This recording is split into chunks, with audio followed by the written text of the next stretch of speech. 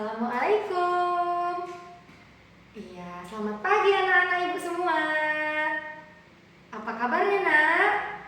Alhamdulillah, kabar baik, sehat semua ya nak ya. Atau ada yang sakit nggak?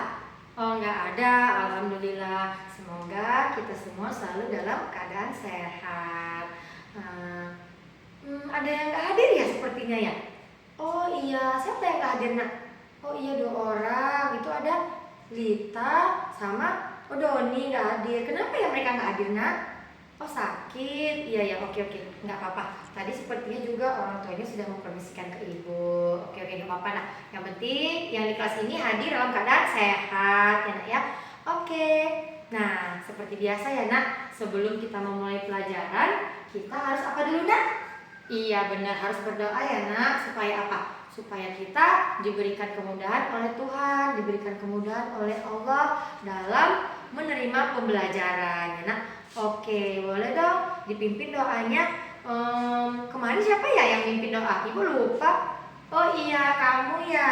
Kamu yang mimpin doa, berarti hari ini boleh dong ibu minta siapa ya? Oke, kamu ya Banu. Iya, Banu boleh pimpin doa ya. Yuk, kita berdoa bersama ya nak. Sebelum kita memulai pelajaran, marilah kita berdoa menurut agama dan kepercayaan masing-masing. Berdoa dimulai. Amin. Berdoa selesai. Oke, terima kasih ya nak. Nah, ibu mau bertanya nih ke kalian. Ada yang ingat nggak di pertemuan sebelumnya kita belajar tentang apa ya? Iya boleh Susi. Iya, kita belajar tentang bagaimana cara penanganan luka ringan ya nak ya. Cedera ringan ya nak ya. Iya, nah ada yang ingat bagaimana nak? Apa yang harus kita lakukan nak? Kalau kita ada terkena luka, mungkin memar atau terkena goresan pisau ya nak ya. Atau mungkin kita terjatuh dari motor, nah itu cedera ringan ya nak ya. Kakinya mungkin ada yang luka atau tangannya. Nah, ada yang tahu nggak? Biasanya kalau kita cedera itu harus diapain nak? Iya benar, harus diobati ya. Kenapa harus diobati nak? Supaya kalau misalnya ada luka, lukanya tidak keluar banyak ya nak ya. Kalau banyak keluar darah itu bahaya ya nak. Kenapa? Bisa terjadi perdarahan. Nah, makanya harus segera diobati. Nah, ada yang tahu nggak alat-alat atau obat-obatan untuk menangani cedera luka ringan? Iya, apa nak? Iya, ada kapas, benar. Terus apa lagi? Iya benar, ada alkohol ya kan? Alkohol itu biasanya untuk yang kalau lukanya itu sudah ini ya nak ya, sudah lebar gitu ya, harus dikasih alkohol ya nak ya. Atau cairan apa nak? Iya benar, cairan NaCl yang dingin itu ya. Iya benar. Terus apa lagi nak? Iya, ada perban juga ya kan.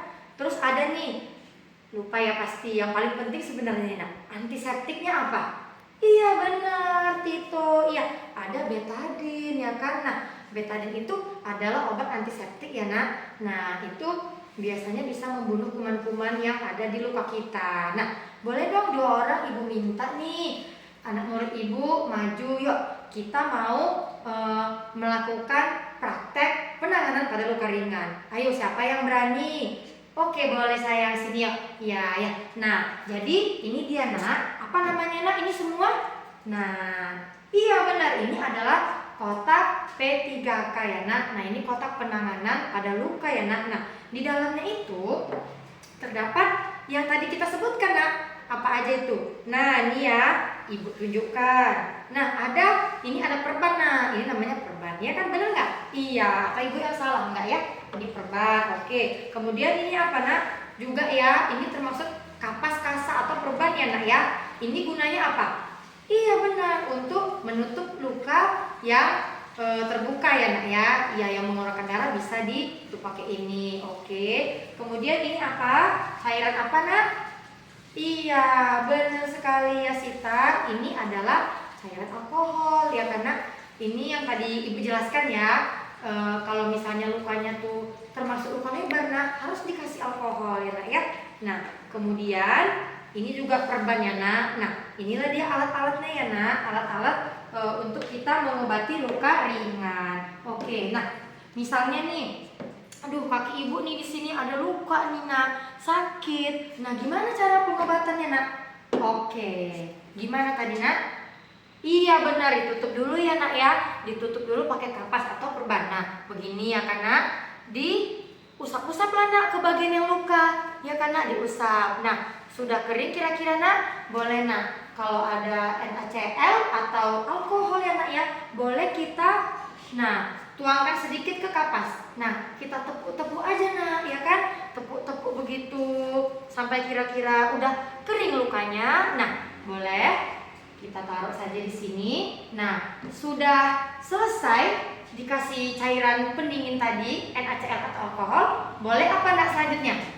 Iya benar, nih antiseptik ya nak, betadin ya kan nak. Biasanya kalau di tempat kita tuh antiseptik ya betadin ya nak ya. Nah ini betadin, boleh ya nak ya, langsung dikasih ya nak ya, dibuka. Nah dituangkanlah di kaki yang atau di daerah mana tadi nak, bagian badan yang terluka tadi ya nak, yang ada cedera tadi. Nah sudah dioleskan betadin nak, sebenarnya nak kalau untuk luka yang cukup besar nggak perlu diperban ya nak ya, malah dia harus terbuka ya nak ya, biarkan saja terbuka. Tapi ada juga beberapa luka yang dia boleh diperban ya nak, boleh diperban boleh enggak. Nah kalau mau dikasih perban boleh, oke diperban ya nak ya, dibuka kemudian gimana nak?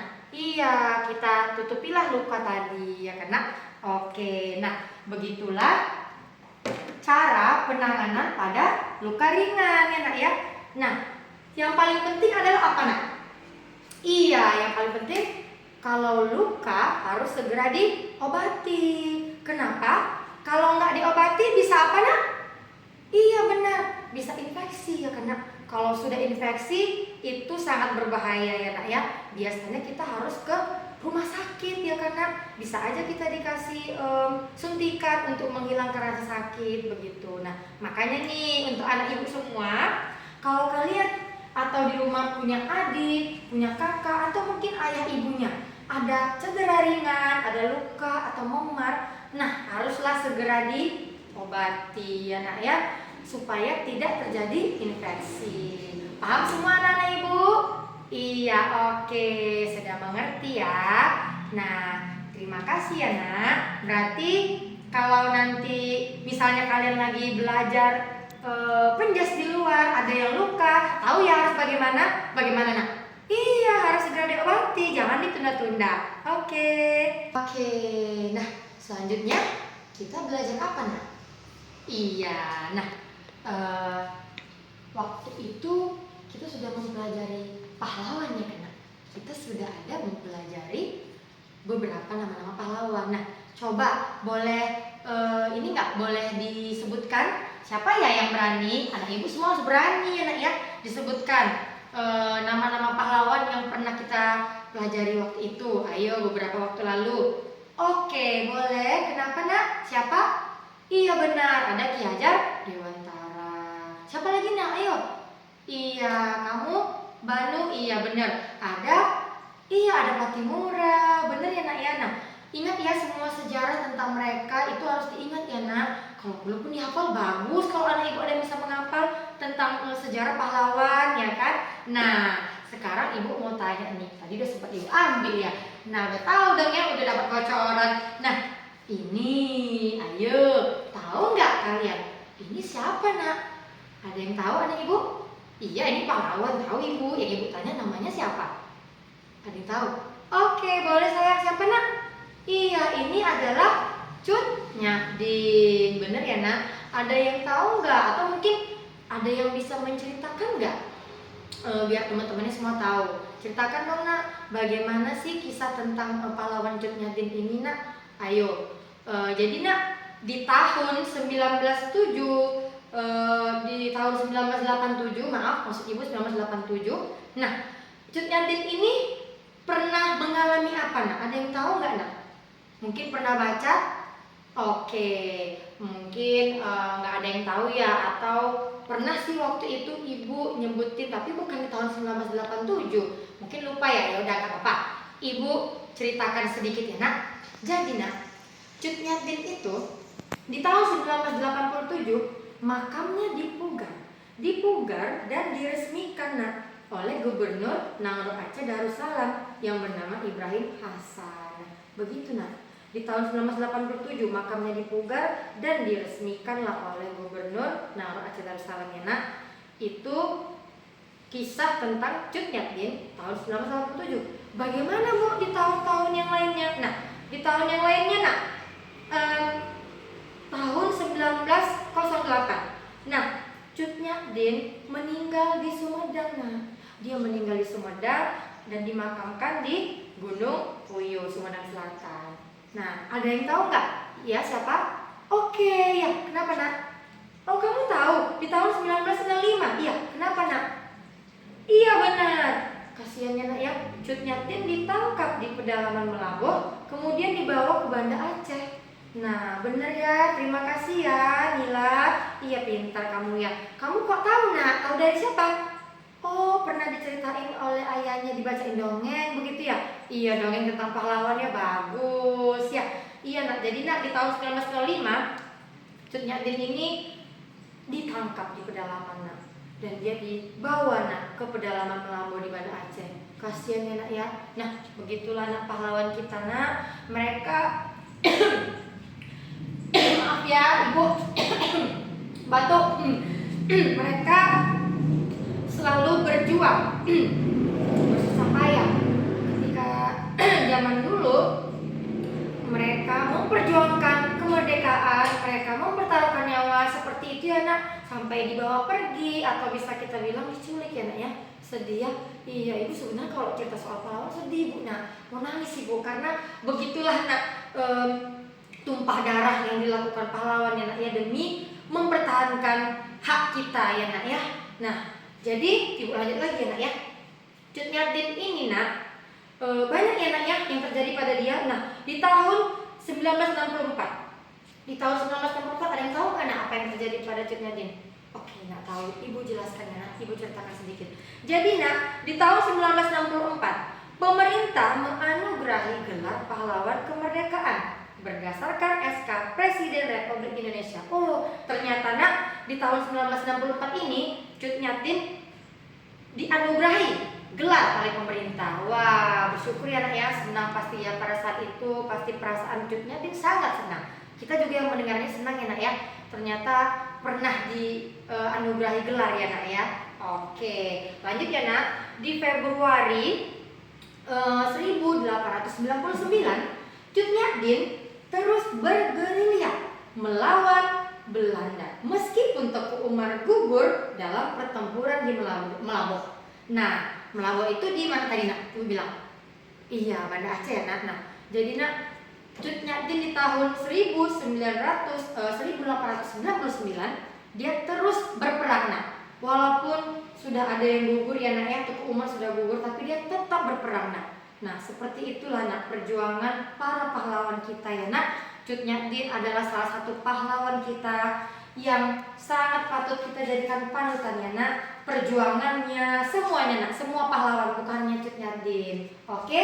Nah, jadi nak itulah beberapa kisah tentang Cut Nyak dari tahun ke tahunnya nak ya. Nah, Ibu mau tahu dong, ada nggak di sini yang mungkin mengidolakan Cut Nyak? Iya, oh ternyata kamu juga ya. Kenapa nak kamu mengidolakan Cut Nyak? Oh iya, bagus ya. Karena dia sangat keras berapa ya nak ya, bertahan ya nak ya, mempertaruhkan semuanya. Iya, apalagi nak? Iya, karena dia semangat, iya pintar. Dia semangat ya nak ya untuk mendapatkan hak, mempertaruhkan nyawa ya nak ya untuk kita semua pada saat itu. Nah, sedih ya nak ya, sedih sebenarnya cerita tentang pahlawan ini. Nah, tapi harus selalu diingat ya nak ya, kita harus selalu apa nak? Harus selalu iya benar, menghormati ya nak ya, menghargai semua jerih payah kesusahan pahlawan kita pada saat mempertaruhkan nyawa ya nak ya. Oke, nah jadi bisa diingat ya nak ya, Cut Nyak dan semua pahlawan yang lainnya itu nak, Ki Hajar Dewantara, Patimura, banyak ya nak, bukan cuma itu. Nah tolong semua diingat ya nak ya, perjuangannya, semua hal-hal baik yang mereka lakukan itu kita jadikan contoh. Oke, pintar anak ibu semua. Terima kasih ya. Nah, tadi kita sudah belajar tentang bagaimana penanganan cedera keringan ya karena terus kita juga udah belajar tentang pahlawan ya kan. Pintar semua anak ibu ya, sudah ingat nama-nama pahlawannya, sudah bisa mempraktekkan ya karena tentang cedera ringan. Nah, sekarang kita mau belajar apa lagi nih nak? Nah, semuanya ada yang tahu nggak? Nih, apa nak? Nampak ya, kelihatan semuanya. Iya, tangga satuan luas. Nah, di sini nak sudah ada tangga. Nah, tahu nggak ini apa nak? Iya, kilometer persegi. Oh, oke boleh nak semuanya dibaca nak. Iya, km persegi itu kilometer persegi. HM persegi, hektometer persegi. Dam itu apa nak? Dekameter persegi. Kemudian meter persegi, desimeter, sentimeter dan ada iya pintar milimeter persegi ya nak. Nah, jadi nak untuk aturannya, aturan nah ya kan. Nah, jadi kalau dia tangganya itu turun, dia dikali 100. Begitu nah. Nah, kalau naik gimana Bu? Pasti beda dong. Turun dikali, kalau naik dibagi nah, dibagi 100. Nah, jadi nak cara mengerjakannya nih. Misalnya nih kalau ibu tanya ya kan nak. Ada soal nih begini. Luas kota Banda Aceh. Ada yang tahu nggak luas Banda Aceh itu berapa? Iya, boleh saya, Lina. Iya benar, nah pintar kamu ya, 61 km persegi. Iya, nah jadi nak, kalau ibu berikan soal nih, 61 km persegi, ya karena ke hektometer persegi. Nah, coba bisa dilihat kan, yang mana kilometernya? Oke, kilometer ini, hektometer ini karena. Nah, gimana tadi pengerjaannya nak? Iya benar, kalau turun, berarti turun ya nak? Iya turun, kalau turun dia diapain? Dikali ya kan. Nah, berarti nak tadi luas kota Banda Aceh berapa nak? Kata si Lina tadi? Iya, 61 km persegi. Nah, berarti nak 61 km ke hektometer. Berarti bagaimana caranya? Oke, boleh nak? Sebutkan aja ya, di situ aja boleh sayang. Iya, Tina. Iya, 61 dikali 100. Ayo anak ibu, berapa nak 61 dikali 100 nak? Iya, bener ya sayang Syifa, 6100. Nah, berarti luas kota Banda Aceh itu ya karena ada berapa? Iya, benar. Seperti itu pengerjaannya, nak. Bisa ya anak ibu? Nah, nanti ibu kasih tugas, ibu kasih PR, bisa ya kerjakan di rumah ya? Iya, pintar. Bisa dong, anak ibu semua anak yang pintar. Nggak boleh malas-malas ya nak. Oke, nah selanjutnya, ibu di rumah punya kebun cabai. Ada kebun cabai luasnya 3 meter persegi. Nah, kalau ke sentimeter nak, dia diapain? Iya bener. Hasilnya berapa? Langsung aja nak.